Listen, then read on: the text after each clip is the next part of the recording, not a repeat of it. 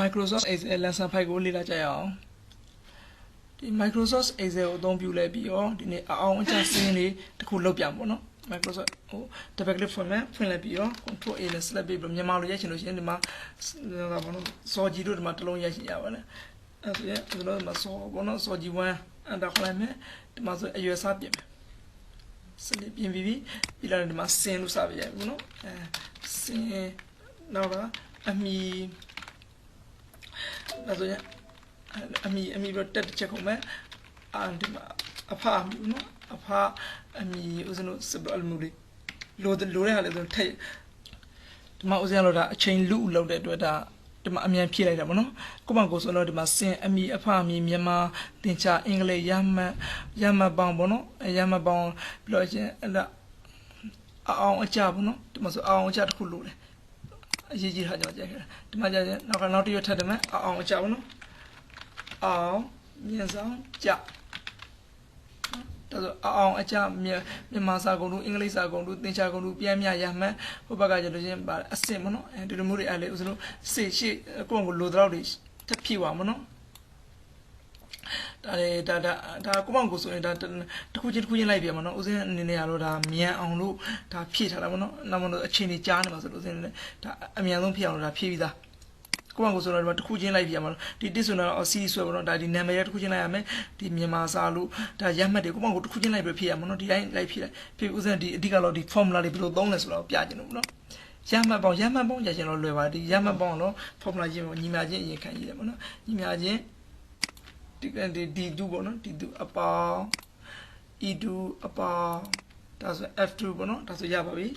အန်တာခေါင်းကျင်တာ200ရအောင်နော်ရမှတ်ပေါင်း200ဒါဟိုစီဒီဆိုလိုက်မနော်စီဒီဆိုတော့မောက်ကလေးကိုလွှတ်လိုက်မယ်သူကအမှတ်တွေဒီမှာပေါင်းလို့ဖြည့်သွားတယ်ဒါဆိုကျွန်တော်ဒါရမှတ်ပေါင်းရအောင်နော်ခုတစ်ခါပြောရမှာအဓိကအောင်အကြဒါအဓိကပဲနော်ဒီအောင်အကြမှာ formula ဘယ်လိုရေးတယ်ဆိုတာကိုရှင်းပြမှာဒီမှာဒီကွက်ထဲမှာဦးဇင်းတို့ရေးရမှာနော်ဒီမှာဒီကွက်ထဲမှာဦးဇင်းတို့ formula ရေးရမယ် formula ရေးရပိုရှင်းအောင်လို့ဒီမှာဦးဇင်းရေးပြီးသားပြမှာနော်ဒီကွက်ထဲမှာရေးရမှာ formula ဒီမှာညီမြချင်းဒါ formula သင်ကြတာ if ဆိုတာလျှင်ဘယ်လိုလျင်လဲဆိုတော့ဟောဒီ D2 ကနေပြီးတော့ F2 ဟော D2 ဆိုတာဒီကောင်နော် F2 ဆိုတာဒီကွက်ကိုပေါ့လား D2 ကနေ F2 ဆိုတဲ့အကွက်တွေအားလေ40အောက်ကိုငဲနေလို့လျင်တဲ့40အောက်ကိုငဲနေလို့ရှင်ဒီတိုင်းပြနော်40အောက်ကိုငဲနေရင်ကြမယ်အဲ့ဘယ်လိုကြမှာဆိုတဘာသာရဲ့တစ်ခုခုကြီးကတကယ်လို့ငယ်လို့ရှင်တစ်ခုခုများအကဲများငယ်သွားလို့ရှင်ဒါဆိုရင်ကြမယ်ဆိုတဲ့အဓိပ္ပာယ်ကိုဒါမျိုးရေးအောင်နော်ဒီမှာဆိုတော့ COUNTIF နော် countif နော်အဲ့မှာအဲ့ဒါရေးရမှာ count if အဲ့လိုဒီတိုင်းဥစဉ်ဒီတိုင်းရေးပြီးစားတိုင်းလုံးဝမှန်အောင်ရေးရမယ်နော်လုံးဝမှားလို့မရပါဘူးဒီ formula တွေက if ဒီမှာဆိုရင်ဒီအပေါ် semicolon ဘာညာပေါ့နော်အောက်က comma ဆို comma ဒီလိုမျိုးအဖွင့်ပိတ်တရားစမျက်တောင်အခက်တရားစဒါတွေလုံးဝမှားလို့မရအောင်နော်ဒါကွင်းဆောက်ဖွင့်ပိတ်တွေမှားလို့မရပါဘူးဒါအကုန်လုံးတည်းမှန်အောင်ရေးရမယ်ပြီးလို့ရှိရင်ဥစဉ်ဒီမှာ copy လိုက်မယ် control C copy ယူပြီးပါနော် control C copy ယူရင်ဒီမှာဒီထဲမှာတကယ်လို့အခုနနဲ့ရေးရမှာကိုကဥစဉ်မရေးတော့ခုနရေးပြီးသားလို့ဒီမှာ control V နဲ့ပွားလိုက်မယ် control V ဒါ copy ပွားလိုက်ပြီနော်ဒါတင်းပွားပြီးပါဒီတိုင်းဥစဉ်ကိုပန်ကိုဆိုတော့ဒီတိုင်း formula မှန်အောင်ရေးရမှာနော်ဒါအောင်စပြီးလို့ရှိရင်ဥစဉ် enter ခေါ်လိုက်မယ်အောင်နဲ့ဒါဆိုရင်သူအောင်ရနော်ဒါဒီပေါ် mouse လေးတစ်ချက်တင်မယ်ကျန်တဲ့ဟာလေးဥစဉ်တို့အကုန်လုံး series ဆွလိုက်မယ်သူကသူအောင်လို့ရှိရင်ဒီမှာအောင်လို့ရေးပြပါဒီမှာကြာဆိုကြာသူကသူအလိုလျောင်းသူရေးပြပါနော်ဒါအောင်ကြလေဆိုတာသူကအော်တိုရေးပြပါနော်ခုတခါဂုံထူးကြလို့ရှိရင်ဂုံထူးဥစဉ်ဘယ်လိုသတ်မလဲဂုံထူး formula ရေးမယ်ဒီဂုံထူးဘာ formula ရေးရတေချာကြည့်ရမယ်နော်ပထမဆုံး formula ရေးမယ်ဆိုညီမချင်းရေးပါနော်ညီမချင်းပြ if လျင်ဆိုတဲ့အဓိပ္ပာယ်ရနော်ကွင်းစာဘယ်လိုလျင်မျိုးလဲဆိုလို့ရှိရင်ဟောဒီမြန်မာစာကွက်အဲ့ဒီမြန်မာစာကွက်ကကြည်နော်ဒါမှမဟုတ်ညီမြချင်းနော်ကျင်းကြီးဆိုမှသူ့ဘာသူတင်တိုင်းမှန်ရမယ်နော်ဘလောက်နဲ့ကြီးကမြန်မာစာဥစဉ်ကုန်လို့မှတ်ပြီးမြန်မာစာကုန်လို့ဆိုရင်90ဆိုမြန်မာစာကုန်လို့ပြလိုက်မယ်နော်90ဒါဆို90နဲ့ကြီး90နဲ့ညီဟောဒီ D2 ဆိုတော့ဒီမြန်မာစာဆိုတော့အကွက်က90နဲ့ညီဒါမှမဟုတ်90ကြီးဒီလိုမျိုးပေါ့နော်အဲ့တို့ရှင်ဥစဉ်တော့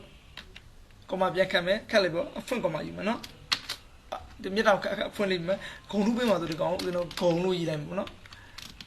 ဂုံလို့ရေးလိုက်မယ်ဟောဒီမှာကြည့်နော်မဂုံလို့ပြန်ထွက်နော်ဒီမှာကြည့်လို့ရှိရင်ဒီမှာတော့ဖောင်းဒီတိုင်း ပေါ်မှာမဟုတ်ဒီမှာလို့ဒါကွန်မကလေးကွန်ရှမကလေးပဲပြန်မတော့ပြောနော်ပြီးချင်းဦးဇင်းတို့ပြန်ပေးလိုက်မယ်ပေါ့နော်ပေးလိုက်ပြီကွန်မလေးပြန်ခံမယ်နော်ပြီးတော့လည်းဦးဇင်းတို့ကွင်းပေးလိုက်မယ်ဒီအကွက်ကလေးတဲ့ကဒီနှစ်ခုတစ်ချက်တည်းရှိတာမဟုတ်အမှန်တကယ်ဒီအောက်မှာဘာမှရေးမရေးတာဆိုတဲ့အထိပဲနော်အဲ့ဆိုရင် तू ကဘာဒီလေးပဲဘာထွက်အောင်မလဲဆိုအကယ်၍များရတယ် तू ကဒီဟောဒီမြန်မာစာဆိုတဲ့အကွက်က80နဲ့ညီလာ80နဲ့ကြီးခဲ့လို့ရှိရင်လည်းဂုံတို့ထွက်မယ်လေဂုံဆိုတဲ့စာပြအဲ့လိုမဟုတ်ဘူးဆိုရင်တော့ဘာမှပြမဟုတ်ဘူးလေဟုတ်အန်တာခေါ်လိုက်ဘာမှမပြအောင်နော်ဘာမှမပြအောင်ဒါဆိုဒီမှာ formula ရေးတော့လည်းတော့ဂုံလို့မရအောင်ပြတာ formula မရေးတဲ့ကွက်နဲ့ရေးတဲ့ကွက်ဒီလိုမျိုးကြည့်ရအောင်နော်ဒါမရေးတဲ့ကွက်ဆိုဘာမှဒီမှာမပြတာရေးတဲ့ကွက်ဒီမှာပြတာပြီးတာနဲ့ဥစဉ်ဒီပေါ် mouse လေးဆွတ်တယ်နော် mouse လေးဆိုအောက်ကို sleeve ဆွဲလိုက်မယ်နော်ရပါပြီ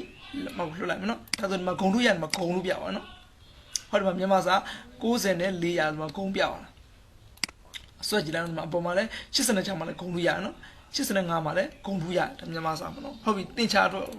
တင်ချကို formula ရေးမယ်နော်တင်ချကိုခုနတိုင်းပဲရေးမယ်ညီညာချင်းပေါ့နော်ညီညာချင်း if ထုံးတယ်နော်အပြန်နဲ့ကွင်းစားလိုက်မယ်ကွင်းစားပဲဟုတ်လားဒီတင်ချကွက်ဒီပါလဲတင်ချကွက် e2 ပေါ့နော်ဒီကနှိပ်လို့ရကို keyboard ကနေ e2 နှိပ်လို့ရနော်ဒါ e2 ကဘာလဲပဲကျင်း e2 ဆိုတော့ကွက်ဒီကျင်းကြီးဒါမဟုတ်ညင်ကြီး e2 ဆိုတော့တင်ချဆိုတင်ချဂုံတို့ကဘယ်လောက်လဲဆိုတင်ချဂုံတို့80ပေါ့နော်တင်ချဂုံတို့80မှာဂုံလို့ပဲတင်ချ80တဲ့ကရှာပြီပေါ့နော်ဒါဥဒ္ဒဒါဒီအတိုင်းဆိုပြီးလို့ရှိရင်ညတော့အခက်ပေါ့လော်လိုက်မယ်ပြီးတော့လည်းဥဒ္ဒနော်ရေးမယ်ဂုံဆိုလဲစလုံးရေးမယ်ပေါ့နော်ဂုံထူးမှသူပြီးလာပြီးတော့လည်းဥဒ္ဒနော်ကွန်မာရှာမယ်တော့ဖွင့်ပိတ်ပြီးမယ်ဒီဥဒ္ဒနော် formula လုံးဝမှားလို့မရအောင်နော်ဒီ enter ခေါ်လိုက်မယ်sorry ဒီမှာဒါအင်္ဂလိပ်လိတ်ကုန်ဖြစ်နေဒီမှာမှားလို့ရှိရင်ပြန်ဒါတင်ချကွက်ဖြစ်ရမှာနော်ဒါတင်ချကွက်ဒါဆိုဒီမှာ formula ရေးပြီးတာနော် formula ရေးလာတော့ခုံလို့မရလို့ဒီမှာဘာမှမပြတာဟုတ်ပြီနောက်ဥစဉ်အောက်ကွက်ဥစဉ်ဒီမှာ mouse လေးဆွတ်တယ်မယ်အောက် copy ဆွတ်ပြန်သူကျွန်တော်ဆွတ်မယ်မောက်ကိုလှလိုက်မယ်ဒါဆိုဒီမှာဂုံလို့ရတယ်မှာဂုံလို့ပြန်နော်ဒီမှာ82မှာဂုံရတယ်ကျန်တဲ့လူတွေသူကဂုံမရဘူးနော်တင်ချမှတ်ကဥစဉ်ဂုံလို့မှတ်ကဥစဉ်ကတော့80ပေးတာနော်ဒီမှာပြန်တကယ်ဒီမှာအင်္ဂလိပ်စာဂုံတို့အင်္ဂလိပ်စာဂုံတို့ခုနကနိုင်ဆက်မရေးချင်လို့ဆိုရတယ်ဒီကွက်ကိုဥစဉ် copy ကူလိုက်ရနော် controlဒီကောင် control C နဲ့ copy ကူရတယ်ဒီမှာပြီးလို့ရှိရင် control C တော့ copy ကူလိုက်မယ်နော် control C ဆို copy ကူလိုက်မယ်နော် copy ကူပြီးပါလို့ရှိရင်ဥစဉ်ဒီမှာဒါခေါမရပြီးရင်ဒီဘက်မှာတော့ paste လုပ် control V ခုနက copy ကူတာကိုဒီခုတစ်ခါကျဒီ e မဟုတ်တော့ဒီမှာ e တကောင် e2 ပေါ့နော်ခုက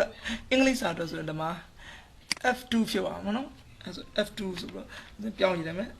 f2 ဆို keyboard ကနေဒါဆိုရင်မြန်မာဖောင်းကိုပြောင်းf2 နောက်ရေးမယ် f2 ရပြီနော် f2 ဆိုတော့မြန်မာတော့အင်္ဂလိပ်စာဆိုတော့ဂုံထူက80ပေးမှလား85ပဲပေးလိုက်မယ်နော်အဲ့ဒါဂုံထူ85ပေါ့ကိုပေးချင်တာဂုံထူကကိုယ့်ကိုသတ်မှတ်လို့ရနော်ပြီးရတဲ့ဥစဉ် enter ခေါ်လိုက်မယ်ဟောမှာသာသူအင်္ဂလိပ်စာ80သူကဂုံထူထွက်သွားနော်မဂုံထူမောက်ကလေးဆွတ်တယ်မယ်အောက်ဆွတ်ချမယ်ရပြီလွတ်လိုက်တော့သူအင်္ဂလိပ်စာမှာဂုံဆိုတော့သူဂုံထူမှတ်တွေပြဒါဂုံထူမှတ်တွေပြနော်ခုနပြန်မြန်ဆိုတာဒီ3ခွက်3ခွက်ပေါင်းပြီးစားကို3နဲ့ဒီ3နဲ့စားနေတာပြန်မြန်ထွက်အောင်နော်